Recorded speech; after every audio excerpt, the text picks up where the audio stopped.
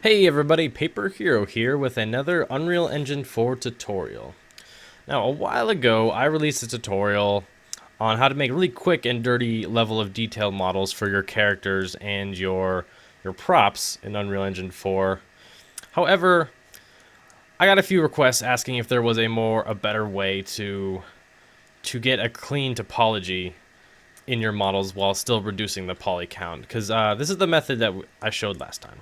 We just slapped a Pro Optimizer modifier on there, kept the textures, borders, and everything, and it just automatically triangulated and tried to reduce the vertex count the best it could.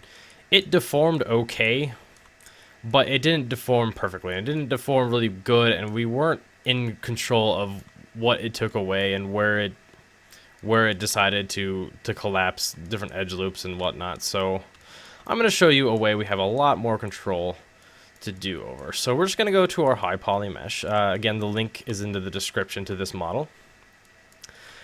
And we're just going to go to Edit, Clone. I'm just going to call this LOD 1. Alright, so we have LOD 1 selected. We're just going to collapse the stack. Hold yes.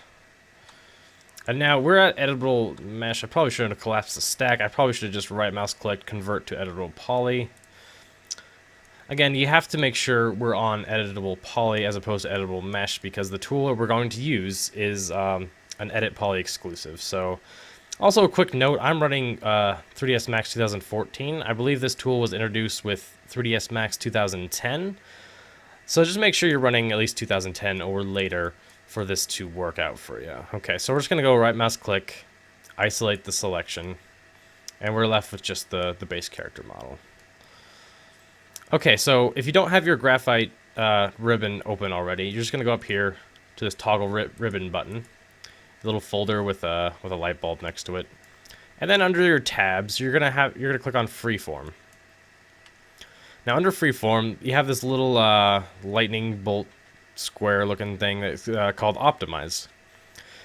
Now if you hover your mouse over the optimize tool, a little box pops up that explains what it does and how the tool reacts when you hold down Control or Alt or a combination of Shift and Control and whatnot. For LODs, the tool that you're going to use the most is just the Control Shift optimize. And that's going to delete edge loops. You can see the optimize tool just by itself, it collapses edges together. But the problem with this is not only would it take forever, but it also pinches the texture really bad. So we're just going to focus on the Control Shift. And we can see when we Control Shift, click on an edge, it deletes the entire edge loop while keeping the integrity of your textures and your UV unwraps. Now, a quick tip if you don't have it set already, if you click on the plus next to your viewport and go to Configure Viewports, you have this open, and if you click on the Statistics tab and you select Selection instead of Total, then it's just going to give you the poly count for your currently selected item instead of all of the geometry in your scene. Okay, so it's pretty simple after that. You're just going to optimize tool, Control Shift. Now this does take a lot longer to get out, but you have a lot more control over what you take away and what stays. So you can start taking away the loops on the parts of the mesh that aren't really deforming but keep the detail, especially around these crease of like the elbows and the knees. You can keep this detail that deforms and bends a lot, as opposed to like the middle of the thigh that doesn't do a whole lot of bending. So this method gives you a lot more control, and if with a little bit of time you can get some pretty cool results that are a little better optimized than the quick and dirty method that I presented before. So I'm just going to go ahead and start taking out some, taking out some edge loops. Just kind of randomly, not really thinking too much about it. You can see our poly count is decreasing pretty significantly with each edge loop that we take away.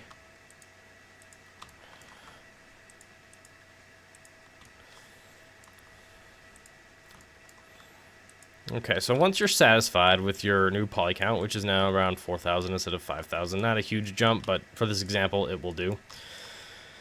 We're going to do what we did, what I showed you in the last video. Now, to make sure this deforms correctly, you can just reskin it, but that takes forever, and computers are magic, and they can do amazing things for us. So we're going to go to the Skinwrap modifier, just like the last video. We're going to go ahead and end the isolation. Now, if you didn't see my last video, the Skinwrap modifier is a godsend.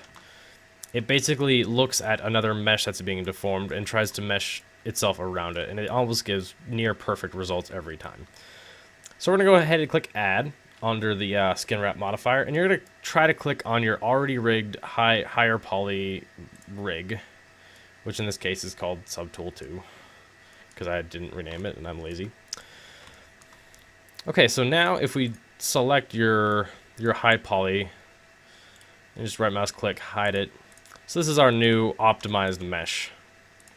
I'm going to click on our hand to see how well it deforms, and you can see it deforms really well, especially noting our new changes that we made to the actual topology.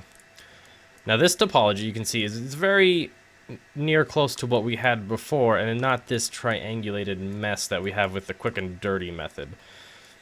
Now it really all depends on you, what time you have, how important the character is in the scene, how well this deforms. I would almost recommend just using the Pro Optimizer for standalone static props that don't move a lot. And then on characters that require a little more, tender love and care, I would go this long way around and start, manually deleting edge loops and making sure everything looks really good and clean.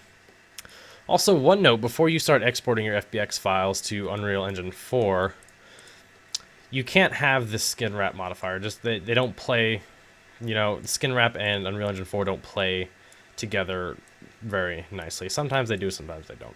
So we're just going to go down to this button called Convert to Skin. Just going to slap in a skin modifier, and then bada boom, bada bing. There you go. You're ready to import your new LOD to Unreal Engine 4. And there you have it. If there's any questions you have, please leave a comment, and don't forget to subscribe for more awesome tutorials. Alright, have a nice day.